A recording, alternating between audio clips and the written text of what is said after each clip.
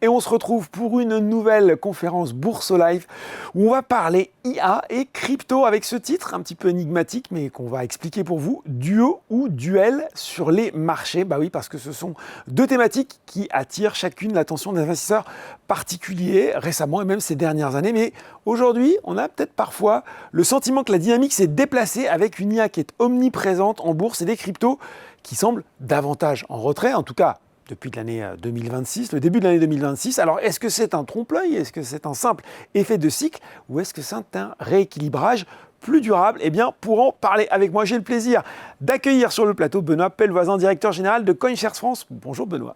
Bonjour. Bon, pendant une trentaine de minutes, on va essayer de comprendre comment ces deux univers s'articulent, Benoît, s'ils sont concurrents ou complémentaires, c'est ça finalement la promesse du titre, et surtout quelles implications concrètes ça peut avoir pour un investisseur particulier. On va peut-être commencer par ça. Quand on regarde aujourd'hui, effectivement, intelligence artificielle et crypto, on a deux récits d'investissement assez différents. Comment, toi, tu les caractérises et pourquoi, et ça, c'est peut-être plus l'observation qu'on peut faire quand on regarde les marchés, on a le sentiment que l'IA semble capter plus l'attention des marchés et des particuliers, puisqu'on voit bien qu'il y en a une qui a clairement le vent en poupe depuis le début 2026.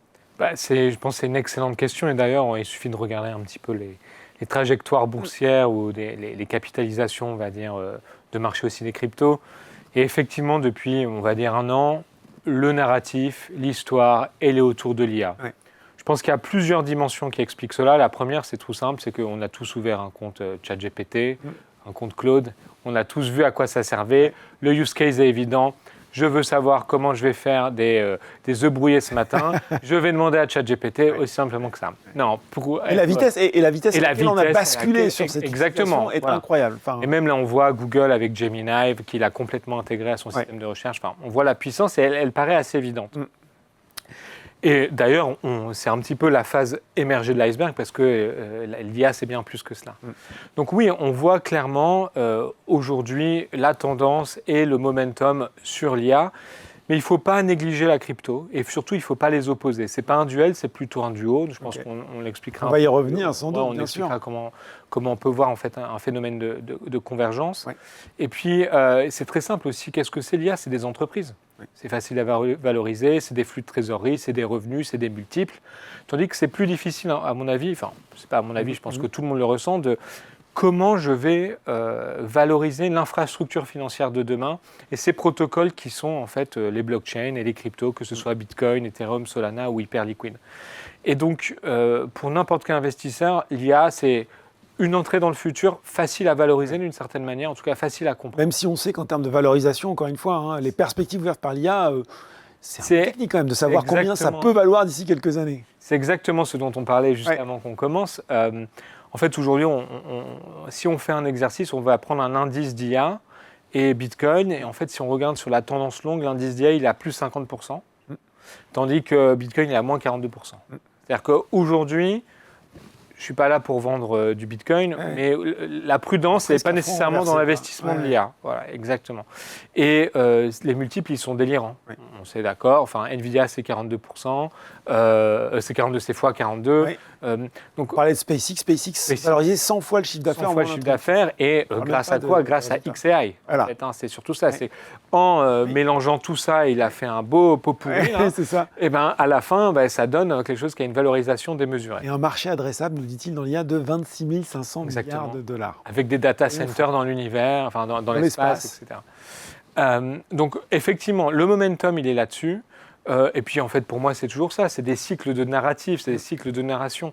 Mais je ne pense pas qu'il faille les opposer. Et surtout, on ne voit pas aujourd'hui concrètement des vases communicants. C'est la question que j'allais te poser. Est-ce qu'en termes de flux d'investissement, parce que ça c'est aussi finalement une bonne façon d'analyser comment se comportent les investisseurs, est-ce qu'on a le sentiment, ou est-ce que tu as le sentiment, ou est-ce que tu as des faits ou des chiffres qui te permettent de constater que les investissements se détournent et s'orientent en se disant, on pourrait imaginer un arbitrage au niveau de l'investisseur individuel en disant, j'ai été porté finalement par la thématique crypto, l'aspect un peu tech que ça portait. Finalement aujourd'hui, il y a l'IA, peut-être aussi que c'est appréhendable plus simplement et je vais plutôt investir. Est-ce que tu vois ce détournement des flux ou pas forcément? Pour être tout à fait franc, on ne le voit pas comme ça. Ce qu'on voit, on est plutôt dans un univers de dérisking, on va dire, enfin en bon français. Voilà, on est dans une situation de risque qui s'exprime notamment par la crise avec l'Iran, enfin la guerre avec l'Iran et la fermeture du détroit d'Ormuz, et puis la Fed qui va probablement augmenter ses taux.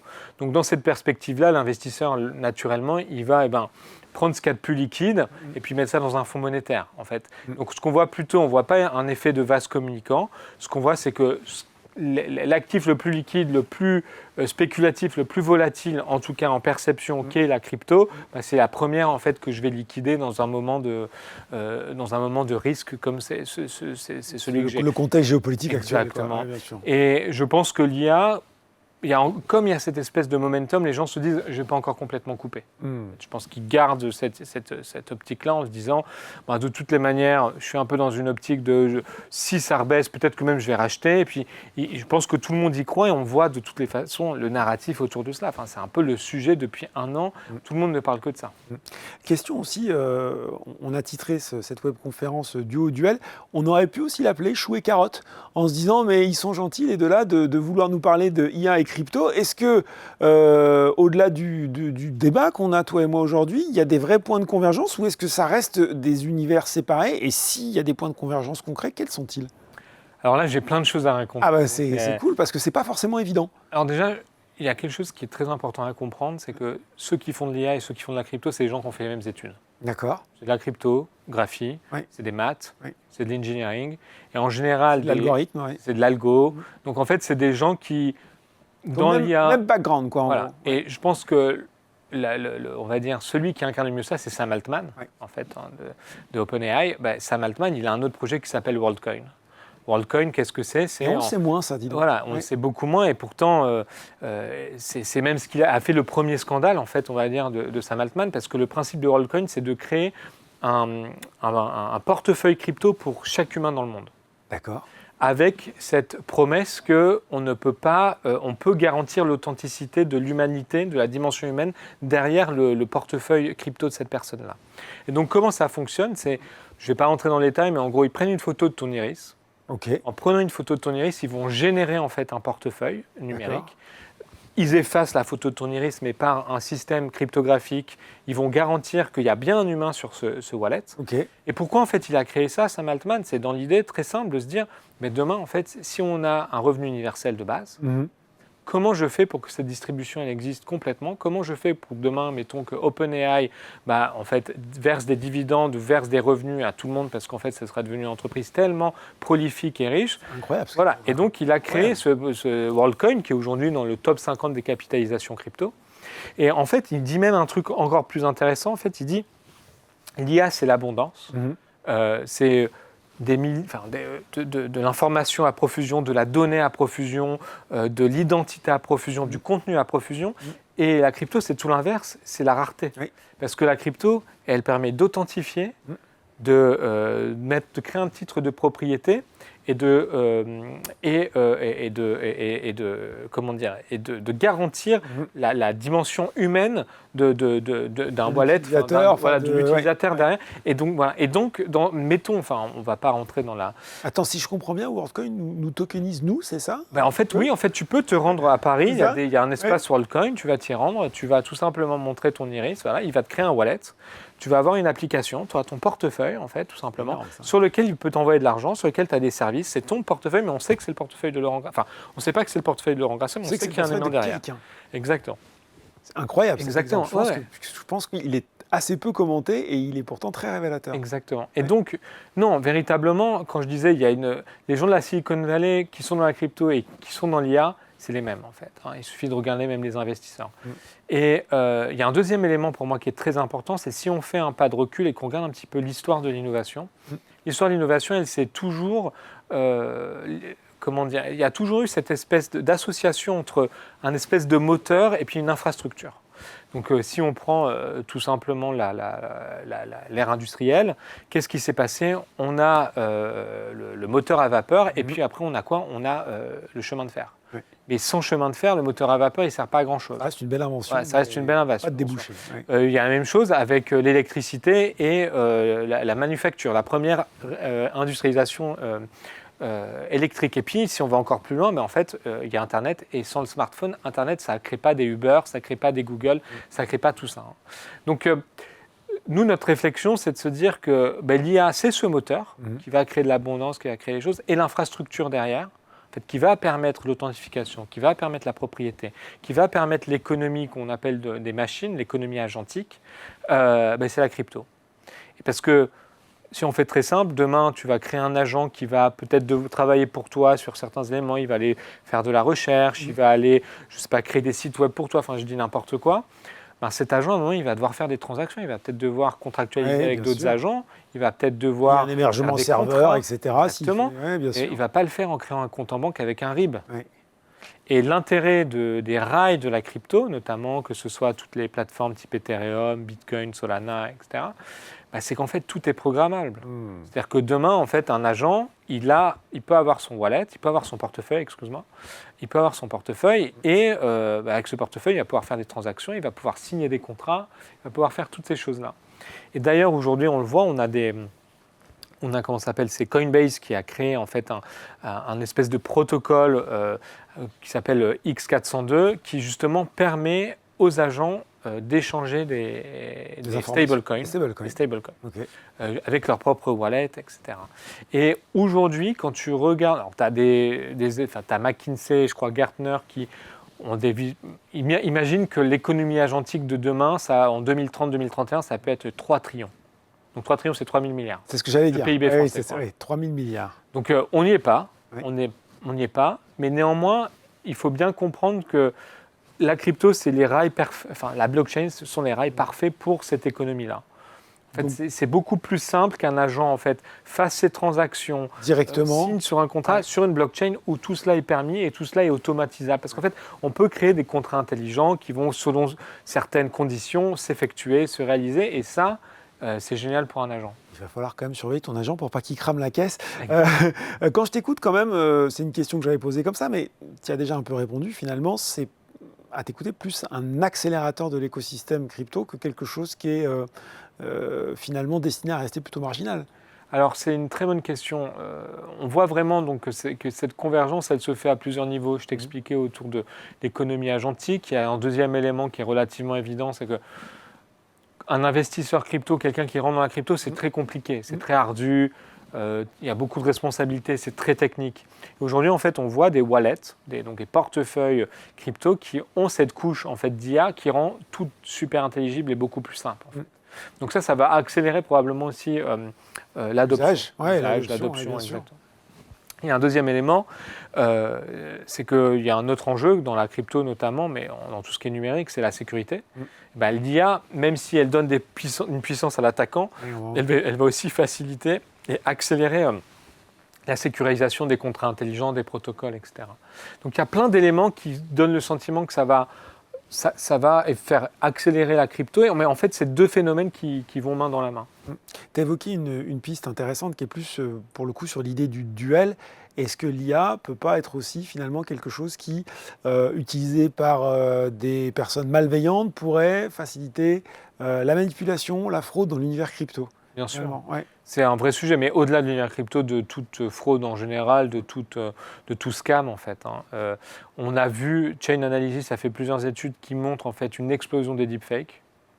Donc les deepfakes, vous savez, c'est ces fausses vidéos. Bien sûr, ouais. Donc, ils ont notre visage, ils ont notre voix, mais c'est pas nous. Donc voilà, en fait, ça c'est la première chose. Et un deuxième élément, on a même vu aujourd'hui, Chain Analysis annonce qu'aujourd'hui, les scams ou les fraudes en général, les gains sont 2 fois plus élevés pour l'attaquant. D'accord. Donc on passe de $700 en moyenne à 1400. Donc oui, effectivement, ça donne beaucoup plus de pouvoir aux attaquants.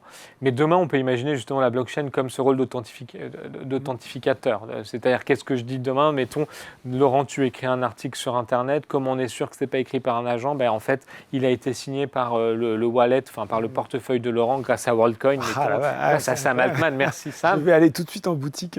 Exactement. Voilà. Et en fait, justement, la blockchain, elle peut amener cette rareté, cette authentification qui fait « Ah ok, je sais que ce compte Twitter, c'est pas un agent russe avec une IA. » quoi.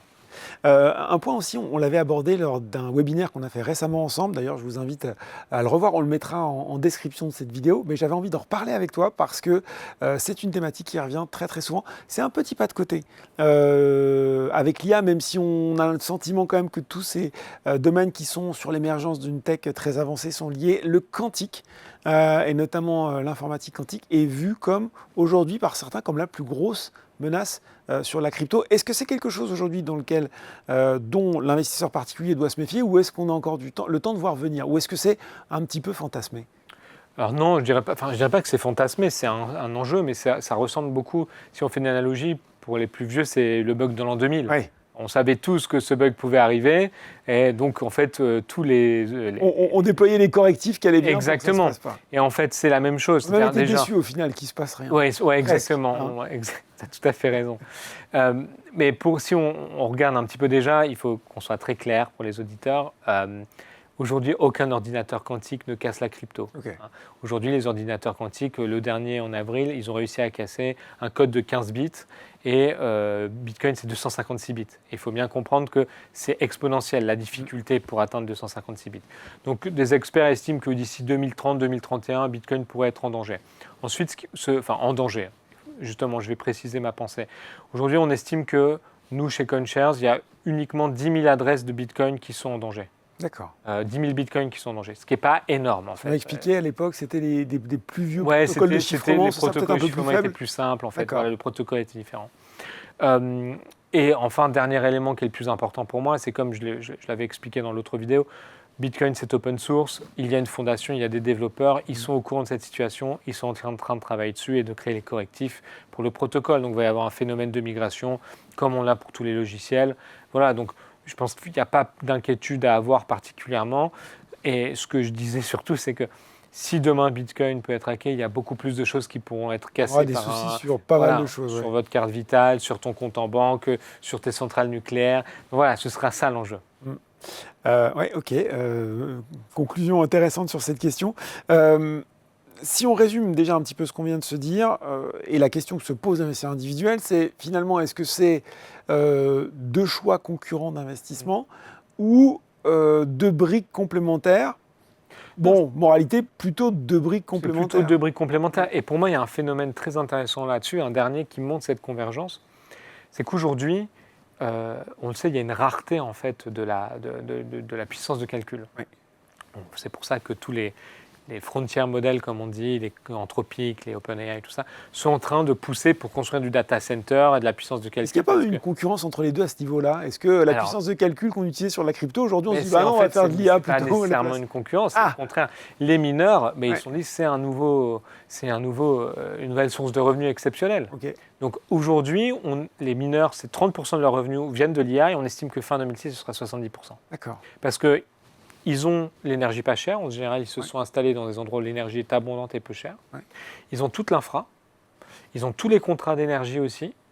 Ils ont tous les systèmes de calcul. Enfin, ils ont tous les microprocesseurs. L'infrastructure est déjà là. Ouais. Et on voit même des phénomènes complètement dingues, des accords entre Microsoft et Iran, qui est un mineur. Donc Microsoft, c'est en partenariat avec Iran. Ouais. On voit CoreWeave, dont tout le monde parle, qui est un peu le chouchou du moment, qui est donc une société qui crée des data centers, qui est en train de s'associer avec Core Scientific, qui est un mineur au départ. Donc en fait, ce phénomène, il existe. Et même, en fait, où ça devient encore plus intéressant, c'est que derrière cette espèce de raréfaction de la puissance de calcul, on a même des cryptos qui essayent de résoudre ce problème.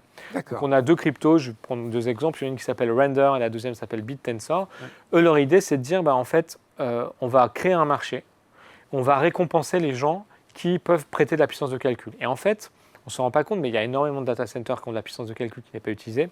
Tous les studios de jeux vidéo ont de la puissance de calcul qui ne sont pas utilisés. Et puis tous les gamers, quand ils dorment, je sais que c'est peu de temps en général, et ces gens-là, ils ont de la puissance de calcul. Ouais. Et donc, il y a des cryptos qui vont justement mettre à profit leur PC gamer avec leur très grosse carte graphique. Exactement. Ouais. Exactement. Ouais. Et créer ce phénomène d'arbitrage où quelqu'un qui a besoin de puissance de calcul sur des puces très précises données va pouvoir l'exploiter. Mais quand même, excuse-moi d'insister sur cette thématique, mais tu ne penses pas qu'à un moment, les deux sont portés par l'innovation très rapide et que l'innovation que tu mets quelque part, tu la mets pas ailleurs et que demain, peut-être des gens vont plus être enclins à développer l'innovation autour de l'IA qu'autour de la crypto? Moi, je pense que c'est une très bonne question. C'est toujours la question, c'est le capital qui détermine l'innovation que tu vas avoir. Oui. Enfin, si le capital, il est sur l'hydrogène, demain, on aurait tous des voitures à hydrogène. Bon, même si on se rend compte que ça Oui, bon, voilà, c'est plus compliqué que ça. Oui, mais bien sûr. Mais tu vois l'idée. Enfin, Ouais. moi, je pense que aujourd'hui, les infras sont là en crypto, les grosses cryptos sont là, elles sont déjà établies.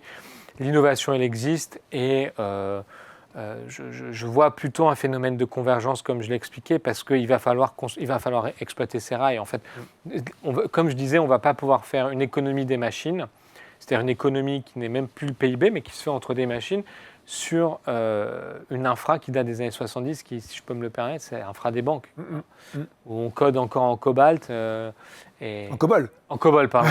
En COBOL, Ouais. voilà, tu vois. Ouais. Donc, et la crypto, elle est parfaite pour ça. Question un peu prospective pour finir. On va l'avouer, on est parti très très loin quand on a préparé cette émission sur les perspectives de ce que ça pouvait donner. Discussion passionnante. Et ça se résumait un peu. Bon, d'un côté, on voit la crypto comme une alternative radicale au système financier traditionnel. De l'autre, on voit peut-être l'IA comme une menace sans équivalent jusqu'alors sur la façon dont finalement nos modèles économiques d'emploi, de travail se sont construits et ont fonctionné jusqu'alors. On va peut-être éviter les scénarios extrêmes, sauf si tu adhères à l'un d'entre eux, mais quels sont selon toi les développements les plus crédibles sur ces deux sujets? Et surtout, encore une fois, nous on est à hauteur d'investisseurs individuels, qu'est-ce qu'il faut surveiller, qu'est-ce qu'il faut essayer de capter au moment où ça commence?